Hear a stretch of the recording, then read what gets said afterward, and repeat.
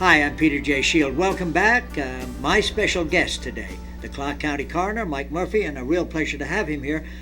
Mike, we talked about a trainee program, Yes. which you describe as? It's the Reserve Investigator Program. Reserve Investigator Program. As I mentioned a moment ago, was very keen to try that, but unfortunately it appears that there are no vacancies as we speak. Tell us a little bit about that program. Well, one of the things I want to touch on is that you've talked about there's no vacancies. Right. As a result of CSI and the interest that's come out as a result of these crime shows that are out now, we are experiencing a high number of applications for positions within our organization, and we're very grateful for that. We're seeing a very high quality applicant. The Reserve Investigator Program is specifically designed for individuals that are considering a career in forensic investigations as death investigators. They can apply to us. We have a reserve class that is conducted one time a year. It starts in February. We accept applications from basically May of a year and close in November, and then we go through the selection process. Now, Right. We have slots for about 20 investigators, and we will conduct a year-long academy. As a matter of fact, tomorrow night is the graduation of our current Reserve Academy, and so they started in February and they're going through the process. It starts with classroom training one night a week. They will do that for a period of 6 months, and then they go and do actual field investigative work with our full-time investigators, and they're trained on the job. The purpose of this is to act as additional investigators for us when we have additional case overload. We use it as a feeder program for our part-time paid investigators, which in turn oftentimes become our full-time paid investigators. The job satisfaction in our organization is very, very high, and I'm very pleased with that. And I think a credit to Ron Flood in the 19 years that he put into building this organization. But as a result of that, we end up training a lot of people that end up going other places, crime scene analysts for other organizations, and they use this as a springboard. But we also will utilize them to assist us with investigations, to assist in working these John and Jane Doe cases, our cold case files as they work. And by utilizing them, that trains them, we get a benefit from it, and then they in turn will a lot of times use that as a springboard into a career somewhere else. Do they need any particular background to apply for this, or is it just an interest in the subject matter? First of all, is an interest in the subject matter. Of course, we always look at our applicants to see if they maybe have a background in anatomy or if they've taken some type of criminal justice classes in school that would give them some additional knowledge that would assist us in training them.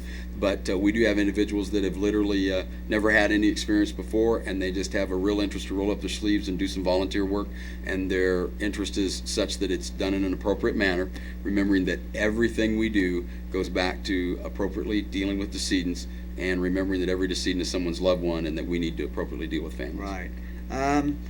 When do you see availability coming as far as that course is concerned? Should people still apply? Absolutely. We always take applications so that we can get ready for the next year. Okay. But I will tell you that we'll really push for those applications in the late spring, early summer of next year. We are currently sifting through and making our decisions for this next course. Okay.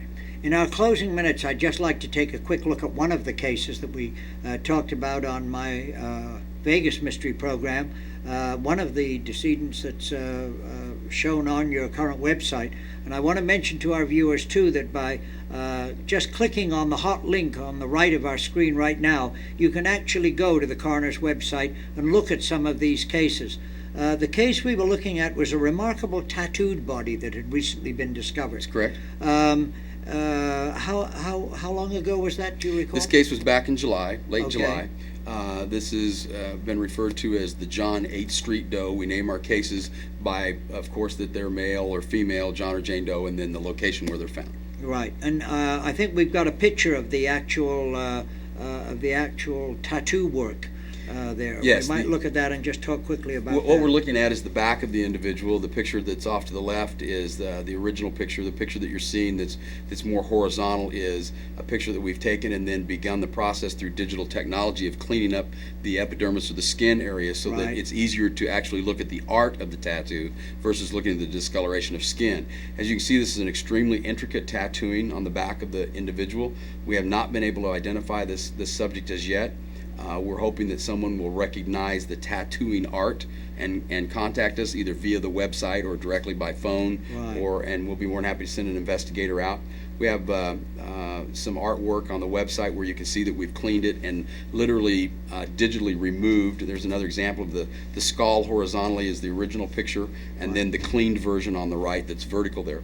And you can see that it's a very integral piece of art. It's a skull with a kind of a top knot hair piece with a lower chin hair, kind of a forked tongue coming out of the skull. I think we've got another graphic of the head which shows that. Yeah, there you go. Yeah, very and, distinctly. and as you can see, we have literally digitally removed that so that now you're not looking at all the things that have a tendency to distract your eye, but you're looking at the art itself. Right.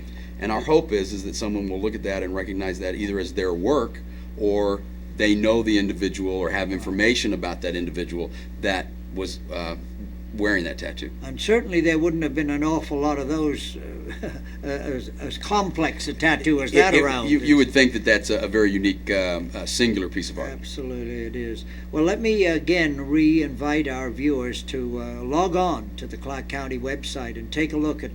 You can go back. How many cases do we have currently on We site? currently have. We started out with 138 cases November 1st. We have solved 7 cases off the Wow, website since November fantastic. 1st. So we're down to about 131. 30. Right. That'd be correct if my math's right. And I want you to know that we're trying to do this in an appropriate manner, but we're asking for help from the public, and we want to just reunite families with their loved ones. Well, and I think that's an absolutely super way to go about it, and we would invite our international audiences to look closely at this site because I think there's a lot of overseas interest in what we're doing.